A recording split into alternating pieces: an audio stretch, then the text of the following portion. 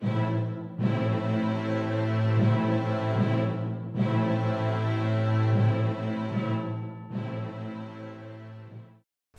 Ku Klux Klan, con su larga historia de violencia, es el grupo de odio estadounidense más antiguo e infame.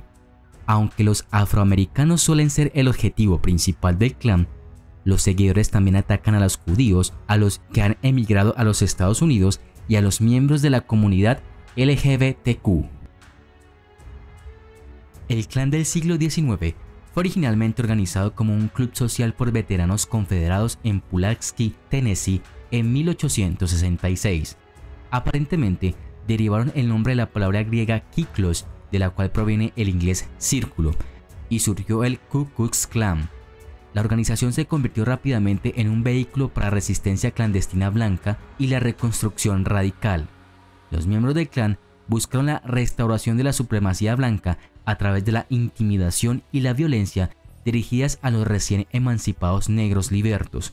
En el verano de 1867, el Klan se estructuró en el Imperio Invisible del Sur, en una convención en Nashville, Tennessee, a la que asistieron delegados de los antiguos estados confederados. El grupo estuvo presidido por un gran mago, general de caballería confederado, Nathan Bedford Forrest, quien fue el primer gran mago, vestidos con túnicas y sábanas diseñadas para asustar a los negros supersticiosos y para evitar que las tropas federales de ocupación los identificaran. Los miembros del Klan azotaban y mataban a los libertos y a sus seguidores blancos en redadas nocturnas. El Klan del siglo XIX alcanzó su apogeo entre 1868 y 1870. Una fuerza poderosa fue en gran parte responsable de la restauración del gobierno blanco en Carolina del Norte, Tennessee y Georgia, pero Forrest ordenó su disolución en 1869, en gran parte como resultado de la excesiva violencia del grupo. El Klan del siglo XX tenía sus raíces más directamente en la tradición nativista estadounidense. Fue organizado en 1915 cerca de Atlanta, Georgia, por el coronel William J. Simmons, predicador y promotor de las órdenes fraternales que se había inspirado en el libro de Thomas Dixon, The Klansman. La nueva organización siguió siendo pequeña hasta que Edward J. Clark y Elizabeth Taylor aportaron su talento como agentes publicitarios y recaudadores de fondos. El Klan revivido fue alimentado en parte por el patriotismo y en parte por una nostalgia romántica por el viejo sur, pero lo más importante, expresó la reacción defensiva de los protestantes blancos en pequeñas ciudades de Estados Unidos por la inmigración a gran escala de las décadas anteriores que habían cambiado el carácter étnico de la sociedad estadounidense. Este segundo Klan alcanzó su punto máximo en la década de 1920, cuando su membresía superó los 4 millones a nivel nacional, y las ganancias se acumularon con la venta de sus membresías, insignias, disfraces, publicaciones y rituales. Una cruz en llamas se convirtió en el símbolo de la nueva organización, y los miembros del Klan, vestidos de blanco, participaron en marchas, desfiles y quemas de cruces nocturnas en todo el país. A la hostilidad del viejo Klan hacia los negros, el nuevo Klan, que era fuerte tanto en el medio oeste como en el sur, agregó prejuicios contra los católicos romanos, los judíos, los extranjeros y los trabajadores organizados. El Klan disfrutó de un último impulso de crecimiento en 1928, cuando Alfred E. Smith, católico, recibió la nominación presidencial demócrata. Los crímenes cometidos en nombre de sus creencias intolerantes fueron despreciables: ahorcamientos, flagelaciones, mutilaciones, secuestros, marcas con ácido, intimidación, quema de cruces. El Klan se había convertido en una clara amenaza para la seguridad y el orden público. En la noche del 31 de mayo al 1 de junio de 1921, un barrio entero quedó arrasado y 300 ciudadanos negros fueron asesinados. La matanza se inició cuando una multitud blanca acudió a linchar a un hombre negro acusado de haber agredido sexualmente a una mujer blanca. Ese supuestamente fue el detonante de la tragedia, pero la historia ha revelado una situación mucho más perversa.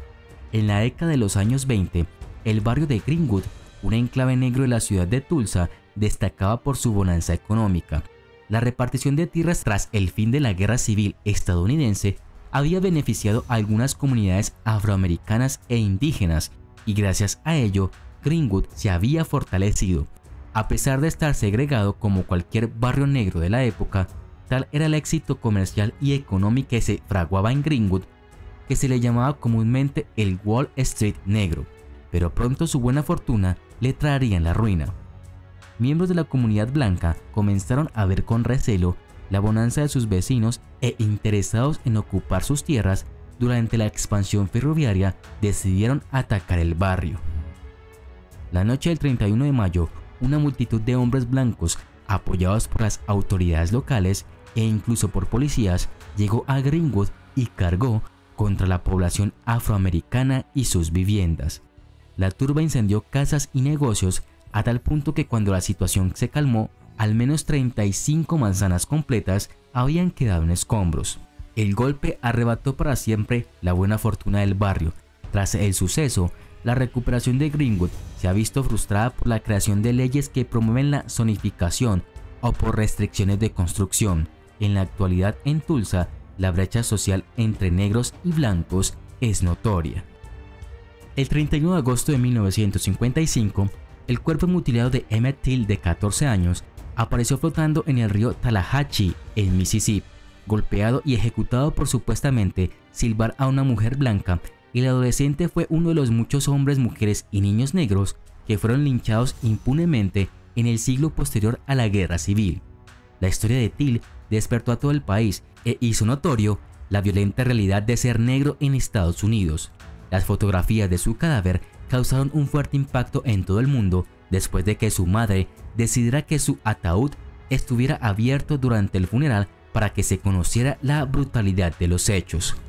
Aunque los asesinos de Emmett nunca fueron condenados, su nombre y su rostro siguen siendo evocados en la actual lucha por la igualdad.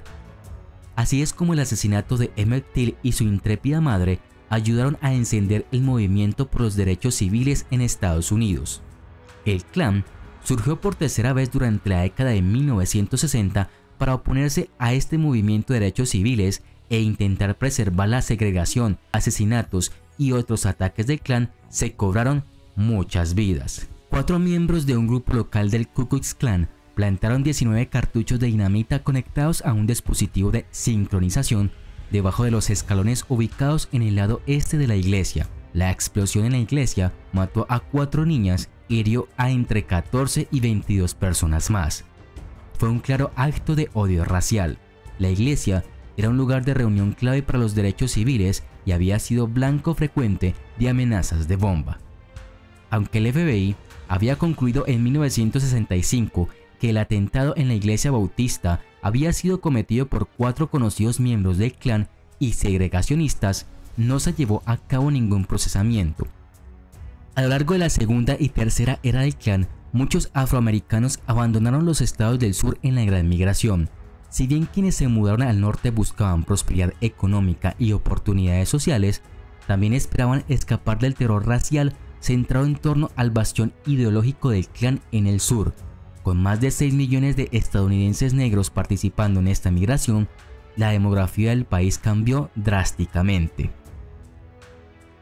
A través de una serie de casos judiciales destinados a llevar al Klan a la bancarrota y cerrar los campos de entrenamiento paramilitar del grupo, la organización se ha debilitado enormemente.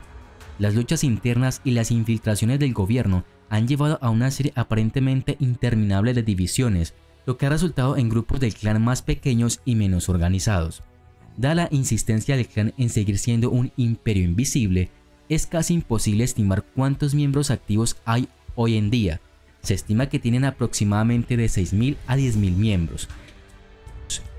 El objetivo actual del Klan, según lo declarado por miembros del Klan, es separar a los blancos y negros, dividiendo el país por la mitad.